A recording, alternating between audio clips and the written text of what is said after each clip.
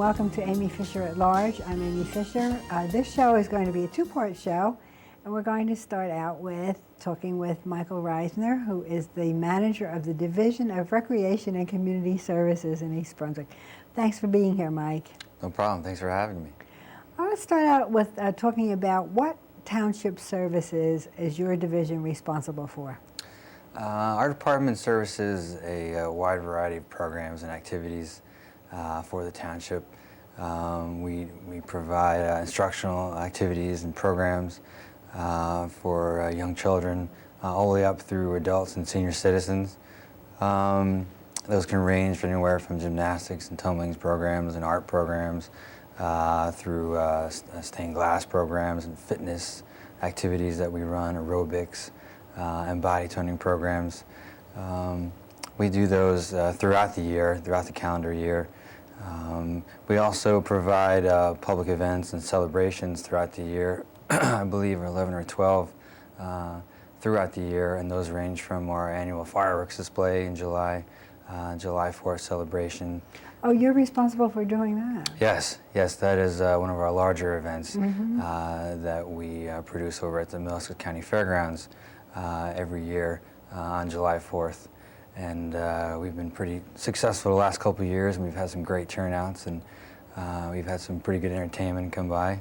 We're very proud of that event that we put on every year, and hopefully 2003 will be a big bang as well. But we do other public events, our Memorial Day celebration, which we honor the veterans of this country.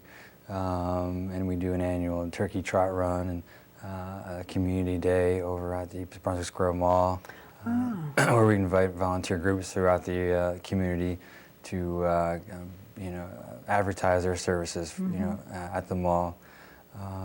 So we do a bunch of public events and celebrations that we're charged with throughout the year as well. We also run youth trips and youth activities throughout the year. For the youth, we do ski trips during the winter time for the kids. We run an open gym program through the public school systems throughout the school calendar year.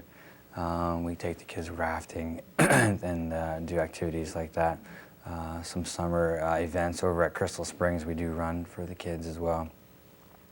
So we do a wide range of activities. We have probably our biggest program that we run is our day camp program, which we run in the summertime, where the kids are out of school, obviously, and I believe we serviced this past year close to probably about 1,100 kids in total throughout the different public schools in the township. We work very closely with the Board of Education. Right. They help us out a lot in that regard. We also run programs for our disabled population, our challenged population, our Camp Daisy program. We run activities throughout the year. For that also. You have a wide range. Yeah, we do a lot. We keep busy. But we run programs throughout the year for that as well. Yes. We also run we produce a biannual Parks and Recreation magazine twice a year, obviously, and that comes out in February and in August, which basically provides all the information of the programs and activities that we run throughout the year.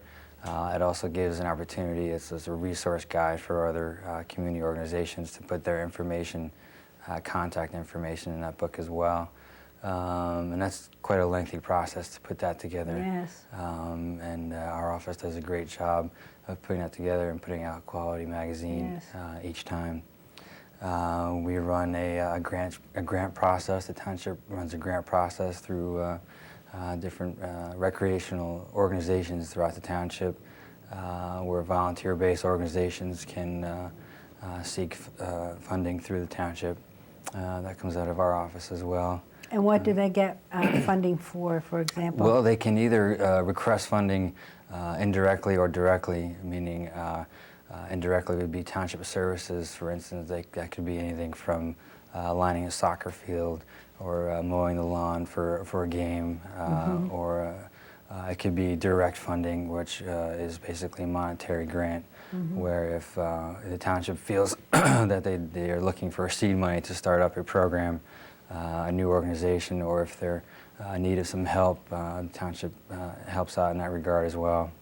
And that's run through the Recreation Parks Advisory Board, which our office also staffs as a staff liaison to. That board is a mayoral appointed board, which our office is the liaison to. Wow, so you have a lot of responsibility. How many employees do you have? We have, well, it depends what time of year it is. We have about 8 full-time employees that work for us full-time throughout the year. But at any given time, especially through the summertime, which is our busiest time of year, where most people come out and recreate, and where day camp is in full swing, in our children's theater and Camp Daisy program are in full swing. We can employ anywhere from 100 to 200 part-time seasonal employees.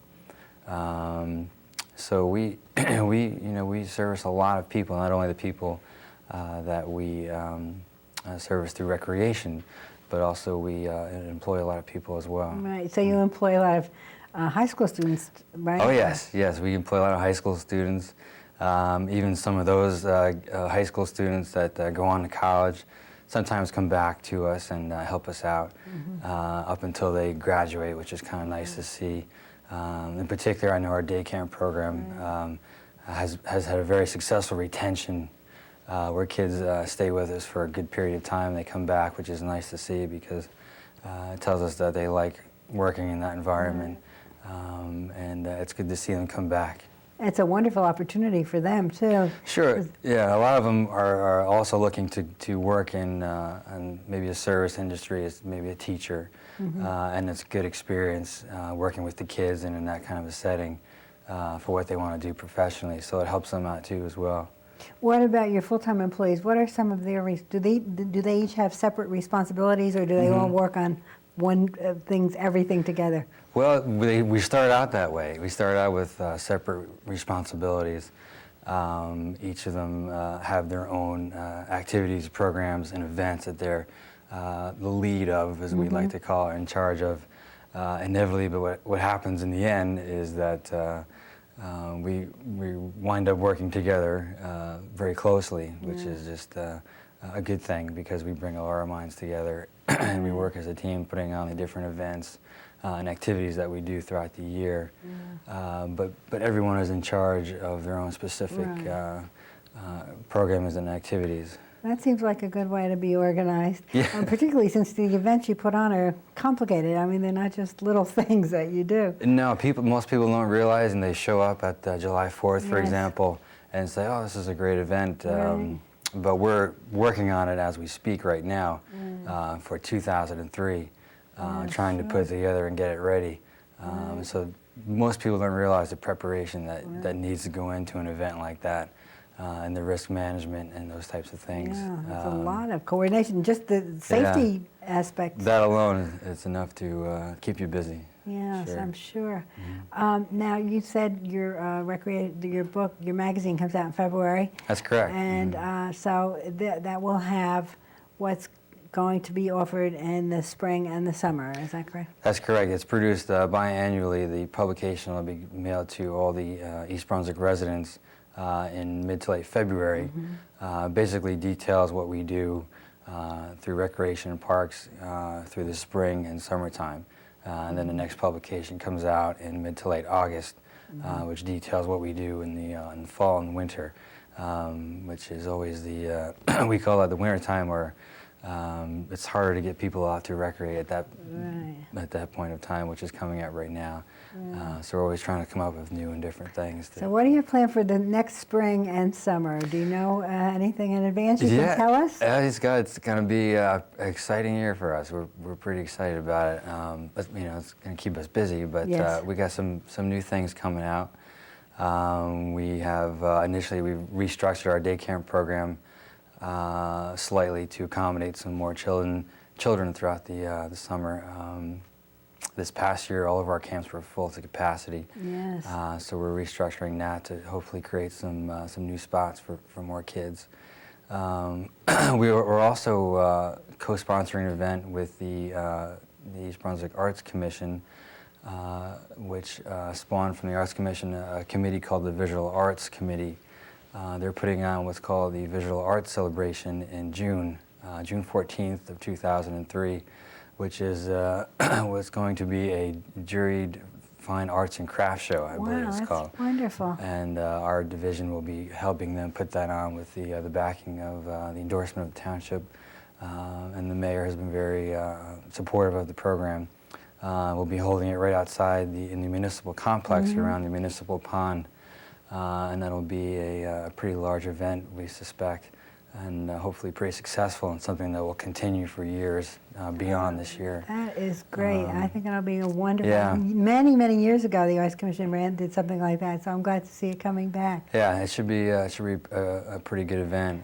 So you and your division contribute a great deal to the quality of life in the township, so we want to thank you for all the work you do. All right, I appreciate it. And thanks for being here today. No problem. Okay.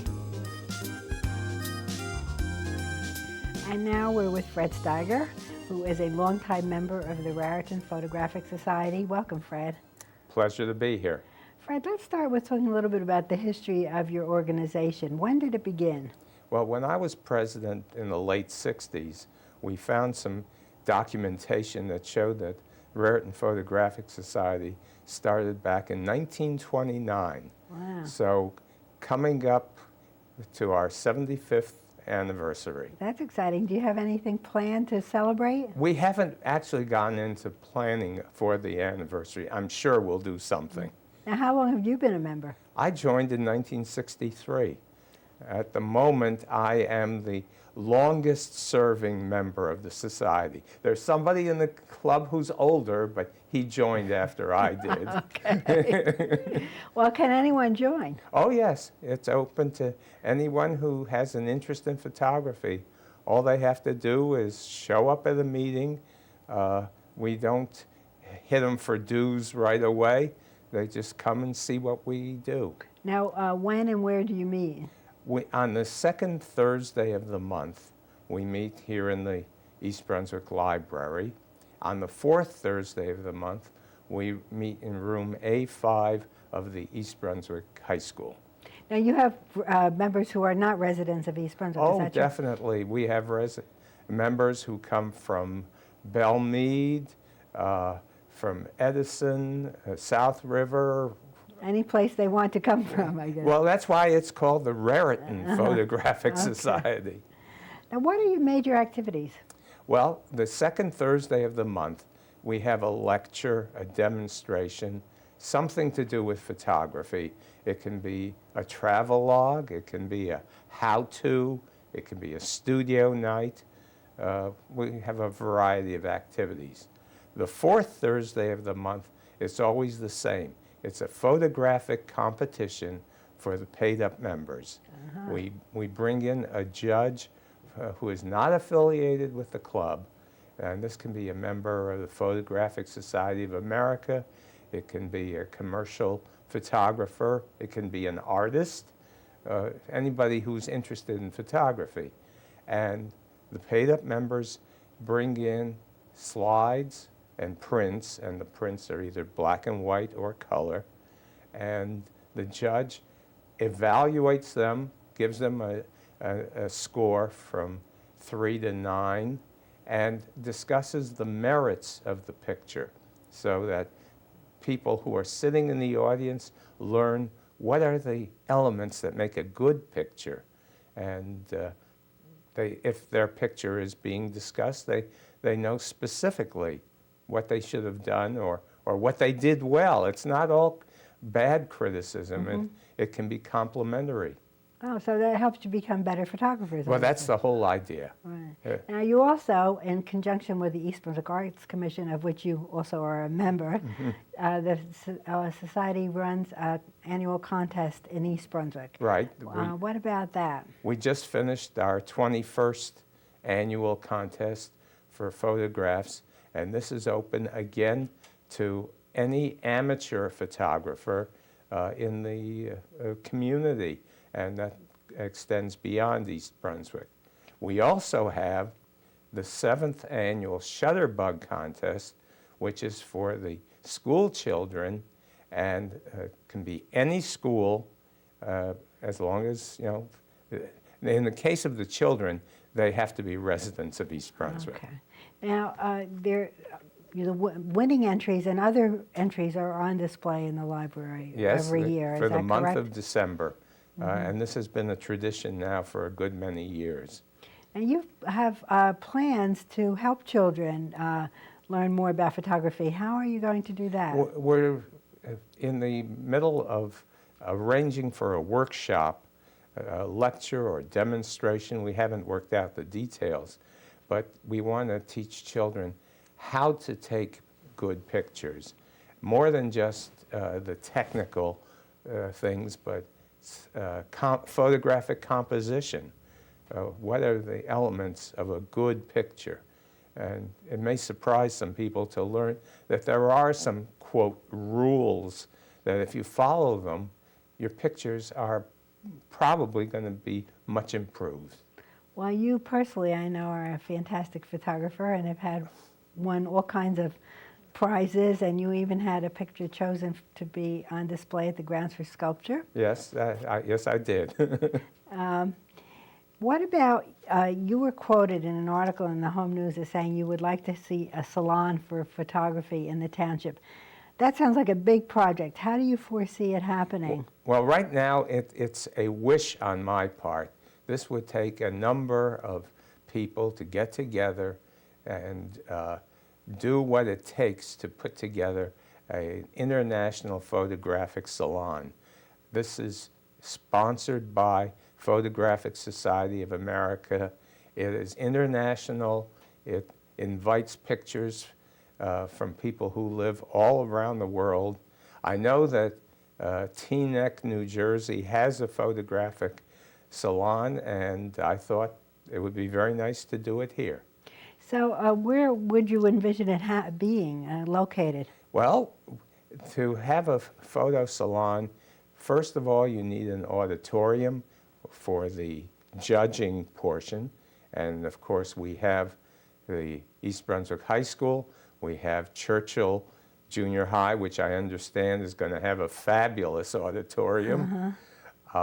We need a place to display the results, and the library has served very nicely over the years in doing that. So we have the basic elements. I think we need a few people with the will to put this together. How do you see the art that's come in over the years? Has it changed, or has it pretty much been the same, or more or less? Or I haven't noticed any trend as far as that goes. I mean, today digital photography is a big thing, but I don't go by the technical aspect. I look at the final picture. Do I like it or don't I like it? What I'm very pleased about is when we hung the pictures here in the library, we hung the school children's pictures and the adult pictures, and they're intermingled, and until you read the label, you can't tell the difference. that's very interesting. Who serves as the judges for that contest? We had 3 members of the Raritan Photographic Society judge the contest. So it's different every year. Yes, yes. And how many entries do you receive? With the adult contest, it's probably in the neighborhood of 75, maybe up to 100. The school children, we don't have nearly that many, and that's one of the reasons we want to start a workshop to encourage the children to take pictures and to enter them. Well, Fred, could you give us some examples of what makes a good photograph? I'd be happy to. It happens to be a pet subject of mine. Yes. Take this one, for example. We have a very definite line here, the foreground, if you will. It is not in the center of the picture. That would be less interesting. The ideal would be to have this about 1/3 of the way from the bottom. This object is placed approximately by what is called the rule of thirds. And the rule of thirds goes, you divide the space into 3 equal spaces that way, 3 equal spaces that way, like tic-tac-toe.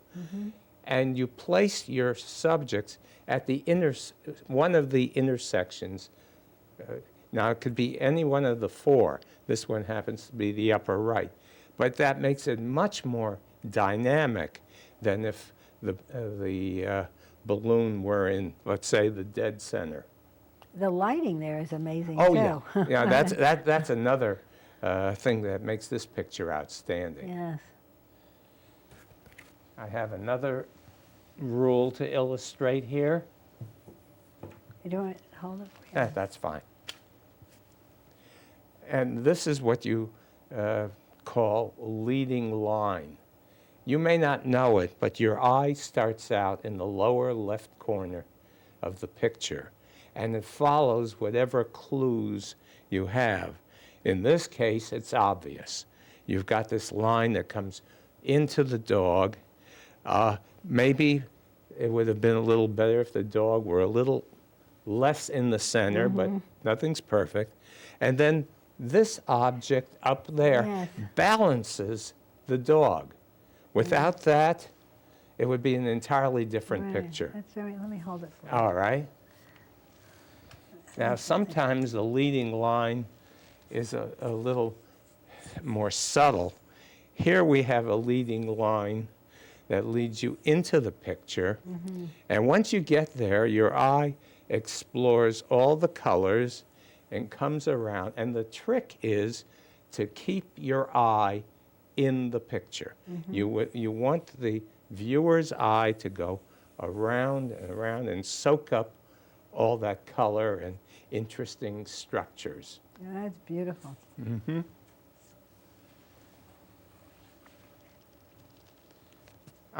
I'm going to do something unusual with this. I'm going to show you the picture upside down. Oh, that's good. What's the first thing you see? The white. Yes. Your eye goes to the lightest part of the picture. Now, when we view that picture correctly, your eye has gone to the lightest part. Right. That constitutes a line that leads you in. And when your eye gets to the tree, that's a stopper. It keeps your eye from going out of the picture. So you go back in. And again, your eye is going around the picture. You know, it's interesting. This is your black and white. Now, do you have a preference for black and white or color? Or? It can be either. It can be either. In the camera club, we let the black and whites compete against each other and the color compete against each other. 'Cause that's quite beautiful.